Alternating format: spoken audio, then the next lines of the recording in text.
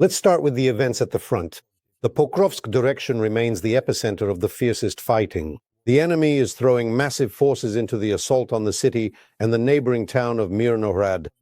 According to the General Staff of the Security Service of Ukraine, the General Staff, the Russian grouping there exceeds 150,000 soldiers from the aggressor country's army. Our defenders are holding the line. High-tech units play an important role in restraining these frenzied hordes. At the front, our war correspondents Ihor Levinok and Bohdan Savrutsky spent a day with a mobile strike drone unit from the legendary 93rd Separate Mechanized Brigade, Kholodny Yar. Their exclusive report is coming up next.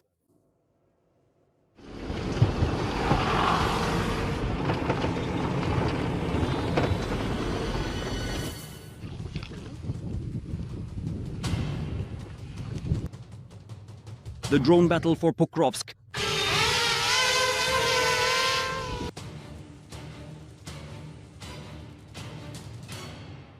Almost side by side. Right now we're more or less beyond the horizon, but in a minute or two they'll start reacting to us. The Russians, like a swarm of locusts, are pushing toward Pokrovsk, and our pilots are holding back this frenzied horde. Honestly, if you put me behind a machine gun, I don't think any machine gun in the world could withstand such an onslaught. A modern war where there are more drones in the sky than birds. How can you overcome an enemy that vastly outnumbers you in manpower? Our pilots are doing it successfully. They are destroying enemy infantry and taking advantage of the moment. We We have, as they say, an irregular schedule. We work as long as there is work to do. There is always work because they keep coming and coming and they need to be destroyed. The Holy of Holies. The workshop laboratory for strike drones of one of the units of the 93rd Brigade, Kholodny Yar. Here, engineers, technicians and pilots prepare to carry out combat missions. They assemble and improve copters, make spools and wind fiber optic cable. A thin strand that allows you to control the drone over long distances without fearing electronic warfare. we block the components. We have the entire cycle closed here. And so our guys assembled this wonderful machine, which allows us to independently assemble spools, wind, and rewind. And for each task, we can use the spool that we need. This is how it works.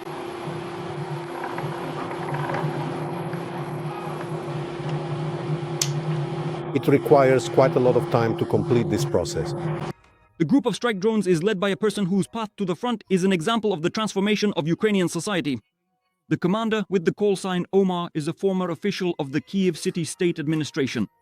Before the full-scale invasion, he had never held a weapon in his hands. These are standard munitions, thermobaric as well. We also modify them.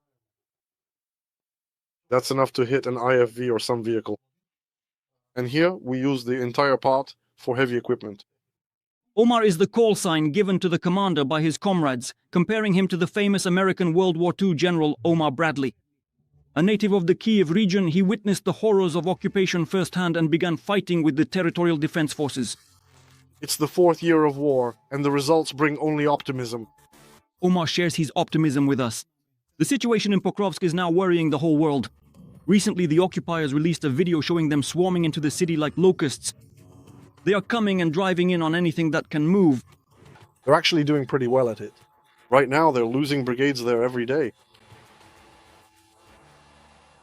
First of all, the territory is mined, and secondly, it's under fire control. Under our control. And I know for sure that the drone units there are doing everything they can to inflict such losses on them that they won't be able to regroup for at least a year or two. Omar's group has experience not only in defense but also in offense. They took part in the clearing and liberation of the area near Dobropilya. And this is just a small selection of destroyed enemy targets. Just this week, the Kholodny Yar mobile group tracked down and eliminated a North Korean missile launcher. Is the mobile group comfortable? If there is any threat to our infantry at the front edge of the area, we can drive out to any point, set up, and get the job done. We work for 10 to 15 minutes, and that's it. And our forward positions don't have to reveal themselves or waste drones that would need to be replenished. So we are kind of like... Like a fire brigade? Yes. Together with the group, we set out on a combat mission. The target identified by reconnaissance is an enemy position. There could be Russian strike drone pilots there. The Russians have amassed enormous forces near Pokrovsk, Seriously, just imagine. About 20 vehicles in a single convoy, 3 to 4 assaults with that many, and each echelon has around 200 infantrymen. Do you understand the scale of these forces? On this front, our ratio is probably 1 to 25, maybe even 30. Speed equals survival. The actions of the soldiers are well drilled and lightning fast. The hunt continues on both sides. The one who is more cunning wins. Our pilots have reported that this is exactly what's happening right now. The drone war is ongoing. As you can see, these little wires are everywhere, on the trees, on the grass, everywhere. And in fact, our pilots are also using fiber optics to target enemy positions. Now we're going to work on in the linear,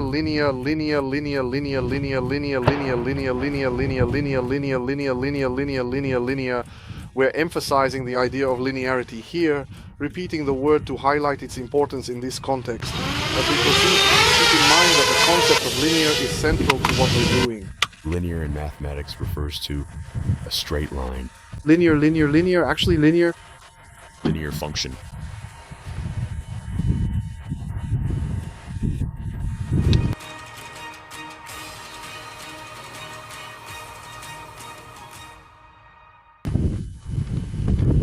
The drone battle in the sky over Pokrovskoye continues around the clock. Our pilots are successfully striking, but the enemy has also noticed us. We work in such conditions.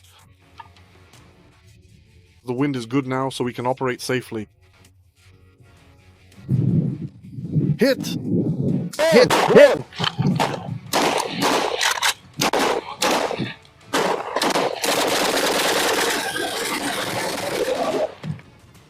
With heavy fire, our soldiers destroyed the enemy drone.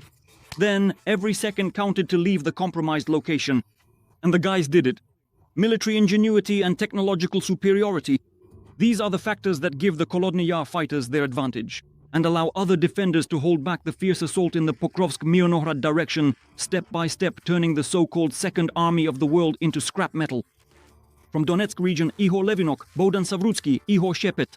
Details on the Intermarathon TV channel. United News. The situation has also been escalating in recent days in the Zaporizhzhia direction. The enemy is actively transferring forces here. Very soon, a separate command post will be dedicated specifically to the south of Ukraine. And today, Paris visited Zaporizhzhia region. President Volodymyr Zelensky held a security meeting with the military command. The main topics were the operational situation in the south, the most important issues of air defense for roads and critical infrastructure in Zaporizhzhia, as well as military and personnel measures to stabilize the area around Rivnopilya. Volodymyr Zelensky also awarded state honors to the soldiers of the 17th Army Corps.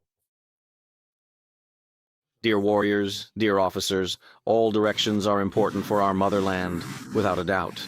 This direction is one of the most difficult today, without a doubt. The east of Ukraine is a great challenge. And here in the Orikhiv direction, it has always been tough. I want to thank you, your comrades, all the soldiers, officers, and sergeants. I want to thank you for defending this direction. Thanks to your defense, there is life in Zaporizhzhia. This is an important city, and the enemy definitely wants it. But we absolutely must, without question, protect and defend it. Let's move on. Last night, there were new stunning deep strikes. SBU units hit a number of important targets, both on Russian territory and in temporarily occupied territories with Ukrainian-made weapons, including in particular domestically produced Flamingo missiles, as well as Bars and Liu drones.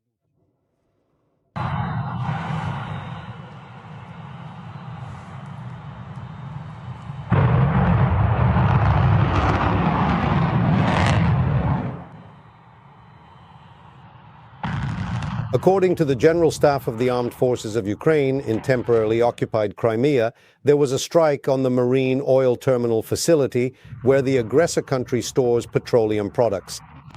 A helicopter parking area and drone storage sites at the Kirovsky airfield were also attacked, as well as an air defense radar station near Yevpatoria. There were also strikes on an oil depot in the temporarily occupied part of Zaporizhzhia region. The General Staff noted that targets were also hit on Russian territory. The scale of the damage is being clarified. There will be more and brighter fires. Our defense forces are able to strike accurately at enemy territory also thanks to the Partisan movement. Mikhailo Manalyuk spoke with the coordinator of the scouts who are actively fighting against the Russians, reminding everyone that Crimea or any other occupied place is Ukraine. The railway section connecting the occupied Crimea with Kherson region has been damaged. Agents of the sabotage movement reported a sabotage near Simferopol in recent days. Trains were temporarily halted, and as a result, the Russians were unable to deliver ammunition, fuel, and equipment to their troops on time. In footage from the Kursk region, partisans completely burned down a relay cabinet on a tower, paralyzing communications. As a result, the occupying forces responsible for logistics and border security with Ukraine were unable to transmit important data and coordinates to their units. Meanwhile, members of the resistance movement near temporarily occupied Berdyansk are destroying a fuel tanker and a vehicle belonging to Russian soldiers. This is also a military partisan movement that is actively conducting reconnaissance and essentially fighting against the Russians in the occupied territories of Ukraine and even within Russia itself. This volunteer unit was created by Ukrainians and Crimean Tatars in September 2022 after the full-scale Russian invasion. And even then it became clear that it would be difficult for the Rashists to fight on foreign soil.